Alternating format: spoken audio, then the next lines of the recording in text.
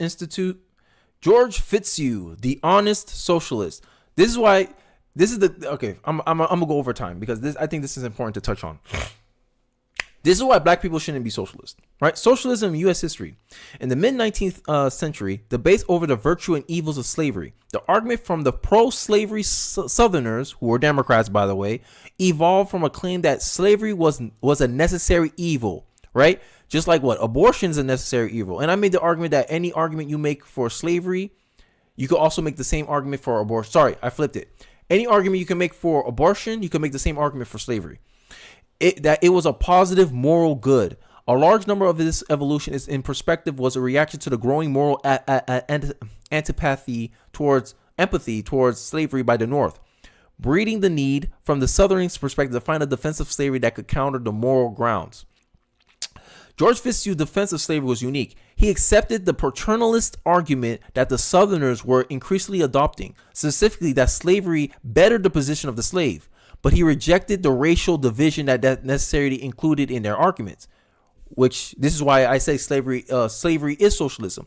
In his infamous book, in his infamous publication, Sociology of the South, he wrote, "We abhor, I hate old English, the doctrine of the type of mankind first, because it was war with scripture, which was teaching us that the whole human race is descended from a common patronage. And secondly, because it encouraged and incite brutal masters to treat Negroes not as weak and ignorant and dependent brethren, but as wicked beasts without the pales of humanity." True to the racist view of the day, Fitzhugh did believe that blacks were weak, ignorant, and dependent. Doesn't that sound like the left today? I'm being honest with you. Doesn't that sound like the left today? Because if you believe someone was a weak, ignorant, and dependent people, you wouldn't believe that they had the ability to find their voter IDs. You wouldn't think they didn't have the ability to get into college without special treatment. You would believe that without affirmative action, they couldn't be successful in life. They couldn't be successful in this country.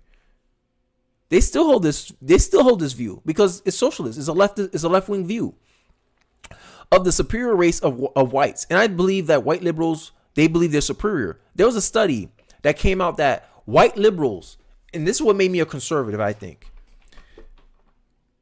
White liberals dumb down their language when they're speaking based on the color of someone's skin. This is what happens when you see color, guys. This is what happens when you see color. You see a black man, a white liberal will dumb down their language because they perceive the black man to be what?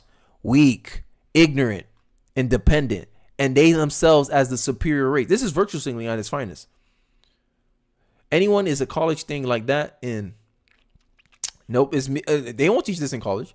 But his racism was part of the class analysis common to socialists. In other words, the benefits that he believed blacks gained from slavery would be applied to poor, less capable whites. Right? So he didn't make a race distinction. He made a class distinction.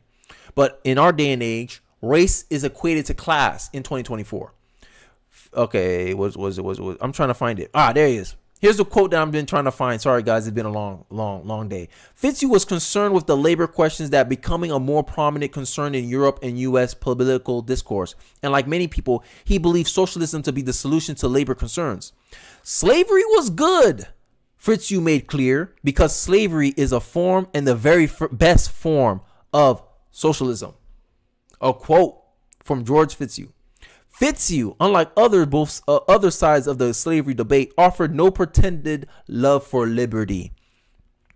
The disassociation of labor and disintegration of society, he wrote, which liberty and free competition occurrence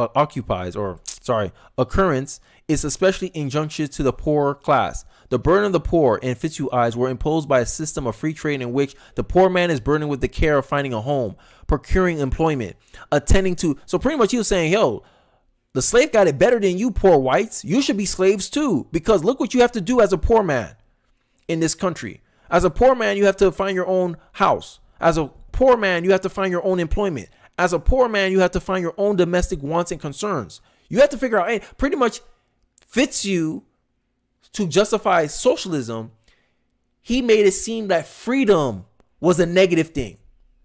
Oh, look at all the hardships you face with freedom. You have to stress about what kind of car you get. Can you afford the car? What kind of job that allow you to get a house? You got to stress about all these things. All you have to do is be a slave to someone else. They'll dictate what car you drive. They dictate where you live, what you do for a job. This is anti-free will.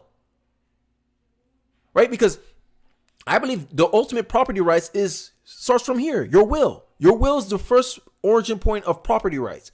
What I decide to do is my choice, but it's also my responsibility. If I decide to buy a house in a neighborhood and I find out the neighborhood has high rates of crime, I can't blame no one else but me because I made the decision based on my will. And because I made the decision based on my will, it is my responsibility. And this is the cognitive dissonance that socialists has infected our culture with, that the left is infected with, progressives are infected with. Like, look at this. He's saying freedom is a drag, pretty much. The South held the solution for the poor, white, and blacks alike. Slavery relieves our slaves of these cares altogether. So he's trying to make the argument that, oh, by slavery, you're liberated from what? Thinking for yourselves. Isn't that what they're doing right now in our school system right now?